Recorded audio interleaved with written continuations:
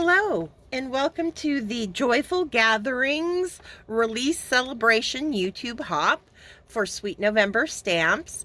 I'm Amy. I am the co-owner and illustrator of Sweet November Stamps, and we are excited to be previewing our new holiday clear release.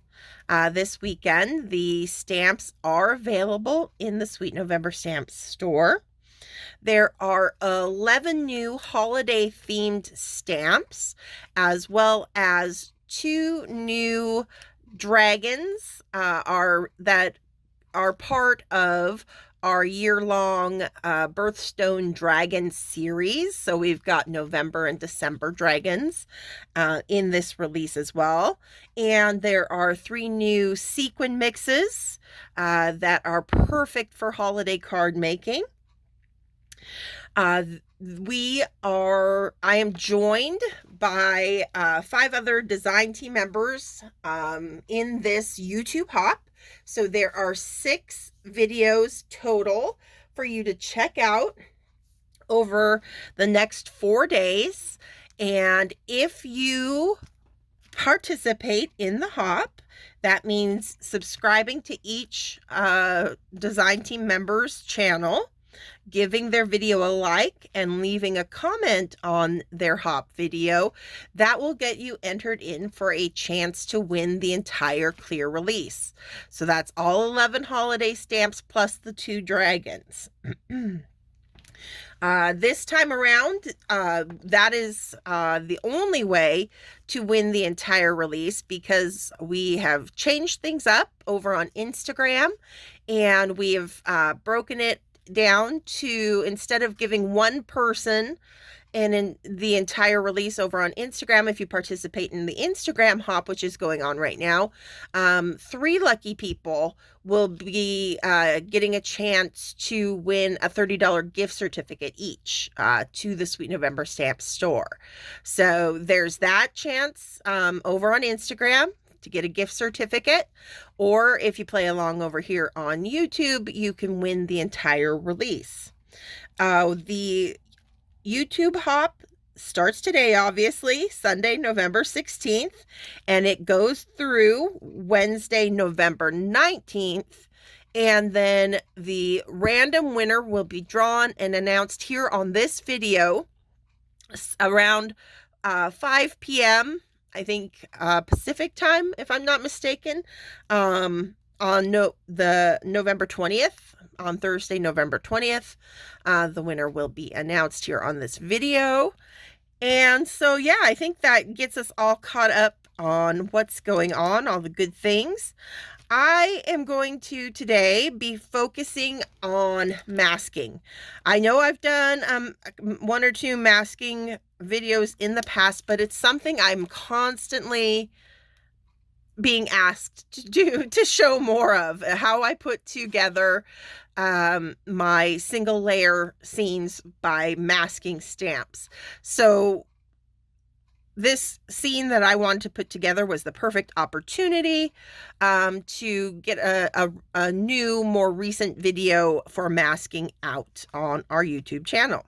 Once I get this scene all masked, then I will speed color through the rest of that, just with some fun old Christmas music, I'm sure, playing over top of it. You don't have to, you can skip that part if you're not interested in the coloring, but we are going to be focusing on masking today. To do that, I have 3 sets. One of them is our front porch Christmas decor. So this is new. This is part of the new release. Last clear release, you may remember, we added the front porch background. It's a big 6x6 background stamp. And through the seasons, we are going to be adding new decor sets to go with it. So we had a Halloween decor set. Now we have our Christmas decor set, and more will be coming in the future. So we're going to be adding some of our fun holiday decor to dress up our front porch for Christmas. And then we are also going to be using one of the cute kiddos from our new Snow Days stamp set In particular, this little cutie shoveling the walk and the little pile of snow we're going to be adding to the scene as well. So let's get started. I have already cut a piece of Catherine Pooler Select White cardstock with a die cut, a square stitch die cut. I believe it's from a retired company, Little Inkers they used to be. And it's a roughly 5 1/4 by 5 1/4 inch square. So a nice size for a square card front. And when I get ready to lay out a scene, you'll notice I have my Misty here. A Misty is really essential in my process. I mean, you can create scenes without one, but it just makes the whole process so much easier. So I am going to just tack down my square here, kind of in the center. All right. And I'm going to start by laying down the background and deciding, where I want it to land. Oh, I'm also going to need, because I think I want to leave my little borders white. So I am just going to use some of my kind of cheap Post-it removable labeling tape. This isn't my good masking tape that I use for like my characters, but for like just covering edges, straight edges, it's great. So I'm gonna stick that down. So that's gonna mask off our white borders.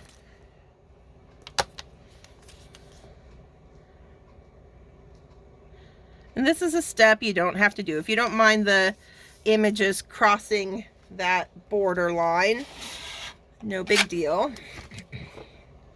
This is just kind of a design decision to give me a nice crisp edge.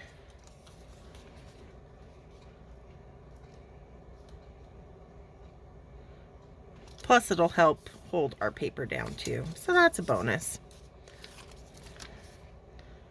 And I'm just lining it up with the stitching. I'm going to narrow that one since it's over there on the edge.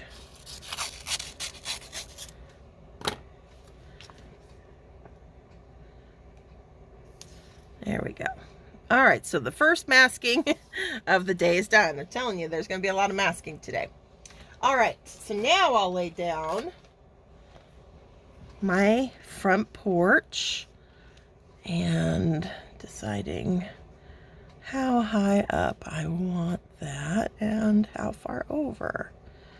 And I think we're going to go about there.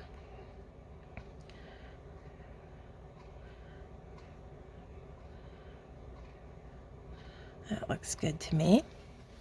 All right, and then I don't want that sticking to my plate yet. This is me laying out my scene. So now I've got my decor set, and I'm going to start choosing which ones I want to add to the scene. I know I want to use the cute little snowman over here. So we're going to put him right in place there. I also want to add the little topiary of bulbs next to the door. So I'm going to line that up there. And then I want the bells hanging from the porch roof over here.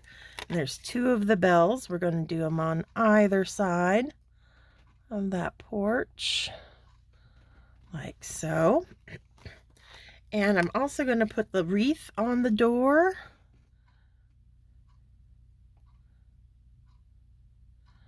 Okay. So that's all I'm going to use from that set. Now,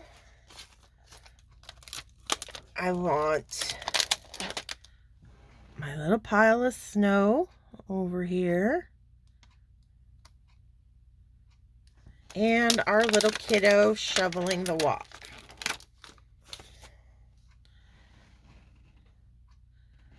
And we'll have him right about there.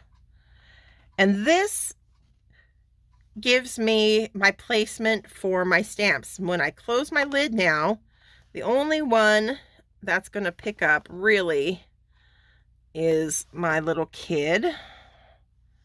And I can move because he's going to be the first. He's the most forward image in our scene.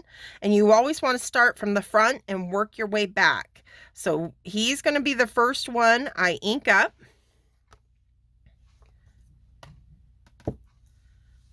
And I'm just going to set these aside.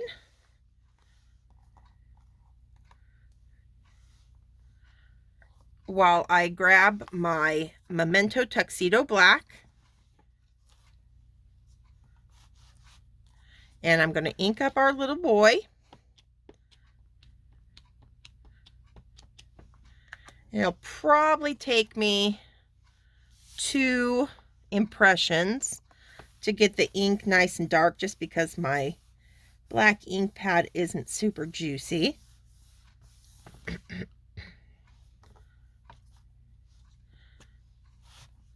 So one more go on him.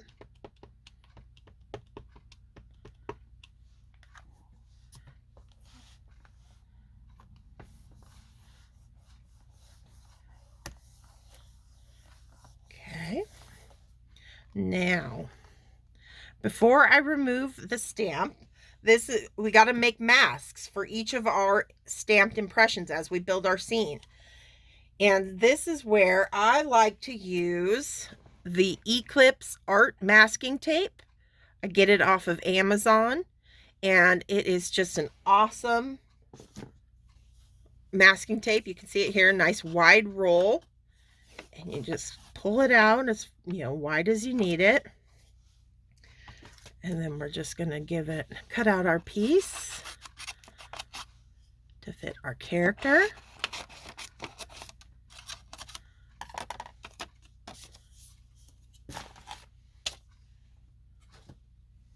And lay that over top.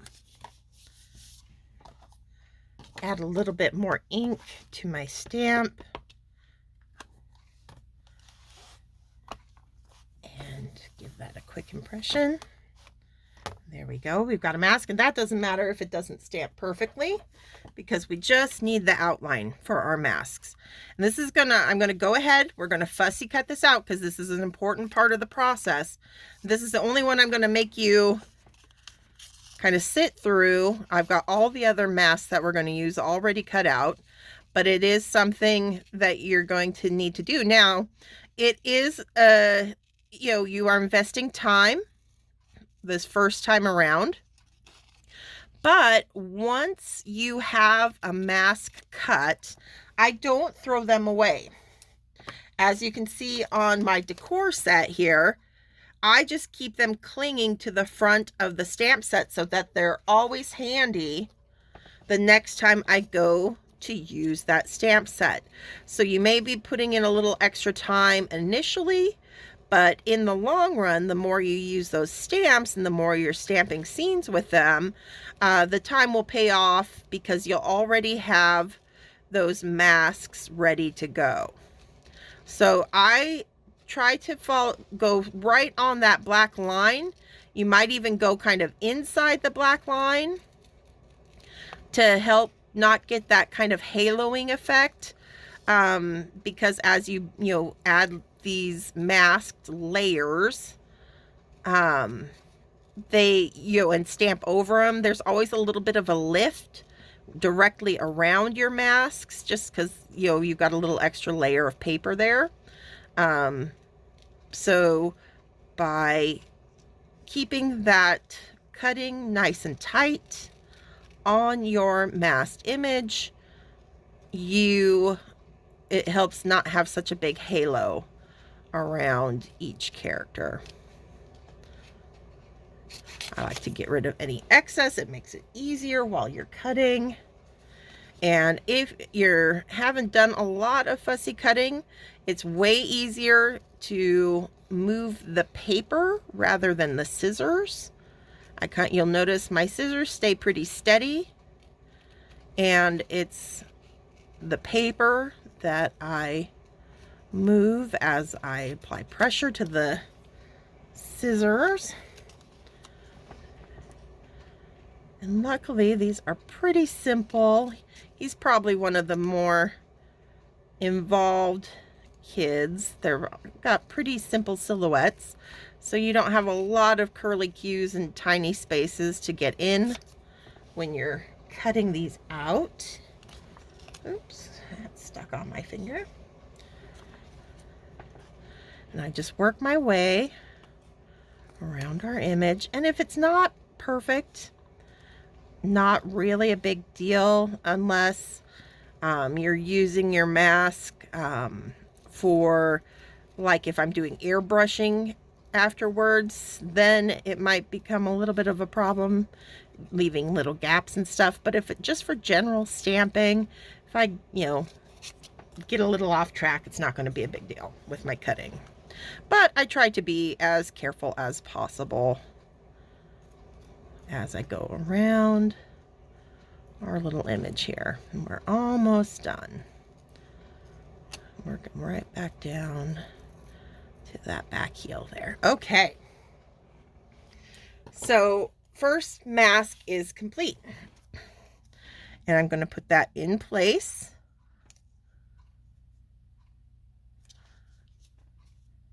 Oh. There we go. Line it up. Make sure it's there. Perfect. Okay. Now, we're going to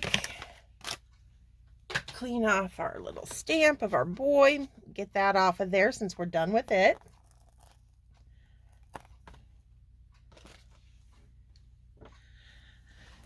I'm going to get my house back in place where we wanted that. Right about there, I think.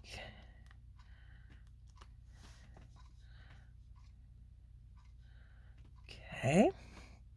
Get my little pile of snow where I want it again. And our little bills that came away last time. All right.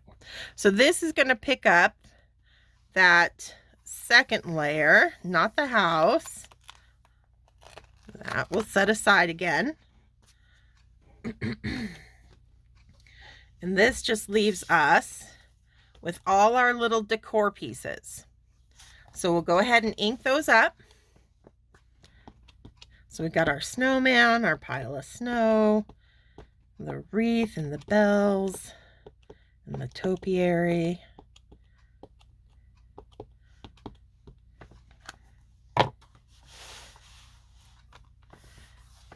Gonna get my impression out. And already you can see where our topiary and a little bit of our snow pile are behind that masked kid. That's creating layers already.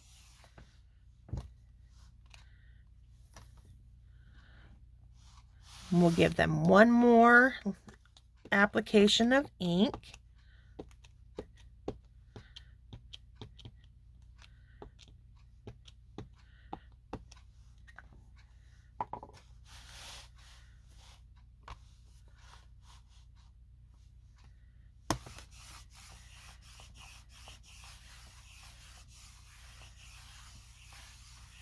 Okay, now if I didn't already have masks for these images, we would be getting out more of that masking tape, laying it down, giving it one more impression, and then cutting them all out. But as I mentioned, I kind of cheated. I already have masks done for these images. So I'm just going to put them away on their carrier sheet.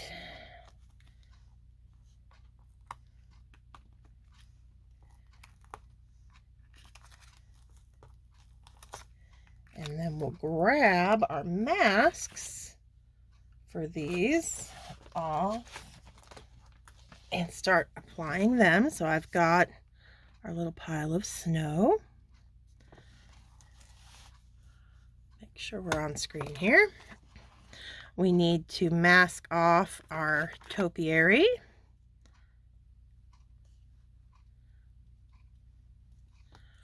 We've got our wreath.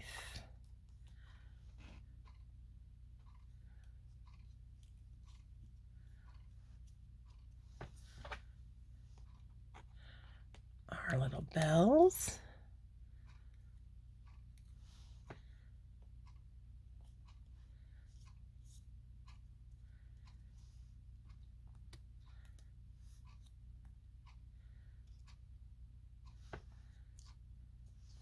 And our cute little snowman over there. You'll notice I didn't bother cutting out masks for his little twig arms because those are just single lines. So our house lines, even if they go through them, it's not going to be a big deal. It's not going to ruin the image or make it look weird. All right. So now we can finally add our last layer in this scene, and that is the front porch itself. So we're lining that up.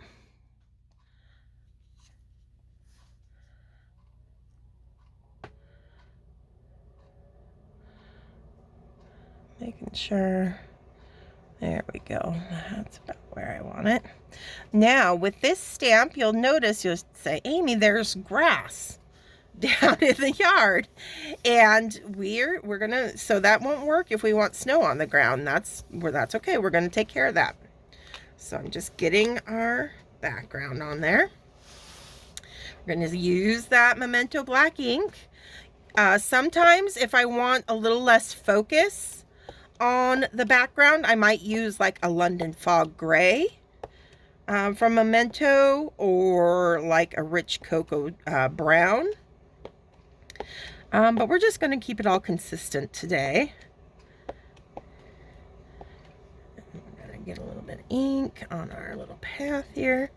All right, but if I got a little excess, so you'll see I'm kind of avoiding those little patches of grass down there.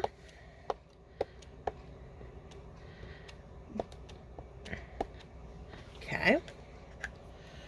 I'm going to take a little, just like a baby wipe. That's what I've been cleaning off my stamps with. And I am going to wipe the ink away from the grass at the base of the foundation. And I'm going to wipe it away from any little grassy clusters down in the yard on both sides. I'm going to leave the path because I am, you'll have a little bit of dead grass showing as they shovel the walk. So I'm okay with keeping that grass along the path edge. You don't have to. The last time I used it, I wiped it away and just kind of colored in, where I wanted the path to be. But we're going to leave it today. And so, yeah, and you can just take your kind of finger, make sure it's nice and dry. That removes all that ink from the part we don't want to show up in our scene. And then we'll just give this a nice impression here.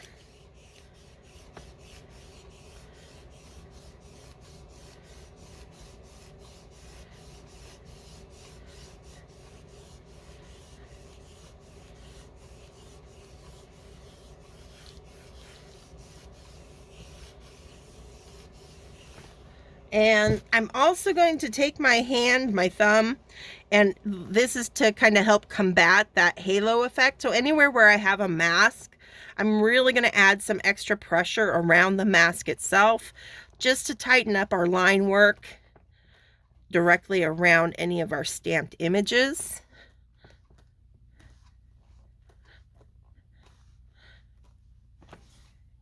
Okay, let's see how we did. That's pretty good. I'm really not seeing any places where the ink didn't go down. And I'm not going to stamp this again because I do, want to keep it a little bit more subtle than our main characters. So that lighter ink is actually kind of desirable in this instance. So we're going to call that good there. Now, I got to make a decision. I got to check and see. I didn't know. There is this little strand of lights in the decor set that is designed to work a little higher up on the roof. So there's this little strand of lights that when I designed it was long enough to go along this top edge. But that's not in our scene. So I was curious to see if they would fit down in this lower space without needing to be masks. Because if we do, I think they're going to be small enough. I think we'll be good. So, lucky for us, and this one doesn't require masking. Sorry, I'm kind of lifting it out of screen, but I really need to eyeball this to line it up. So we can now add our strand of lights.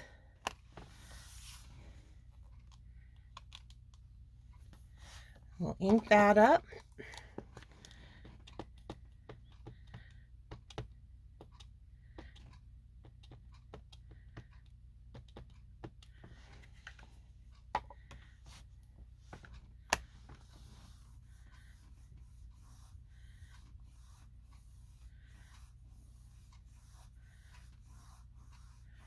Okay. Oh, perfect. Just makes it into that space. Good to know. Good to know. All right.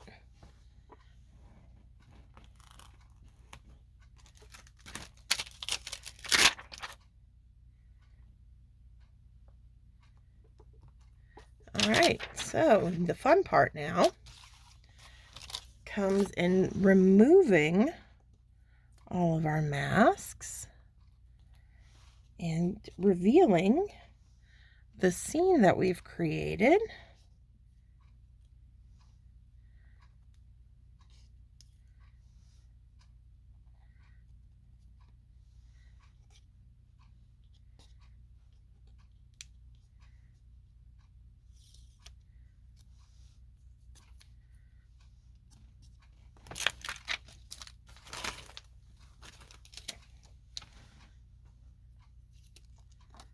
And our cute little kiddo here. Careful with that skinny bit on the shovel. And our last masks give us our nice clean edge. And I reuse these long strips as well. Just kind of set them aside on a scratch piece of paper until they get all yucky with usually airbrushing. But they last for a while.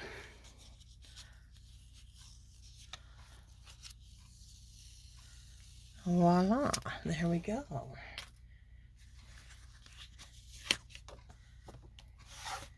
And there you have a single layer scene that we've put together using 3 different stamp sets. And we've transformed that front porch into a Christmas background scene. And that's all for the tutorial part. I hope you guys found that informative and gets you excited to do a little bit of masking yourself. Like I said, we'll be speeding through the coloring. Enjoy the music, and I'll catch you at the very end with the finished card.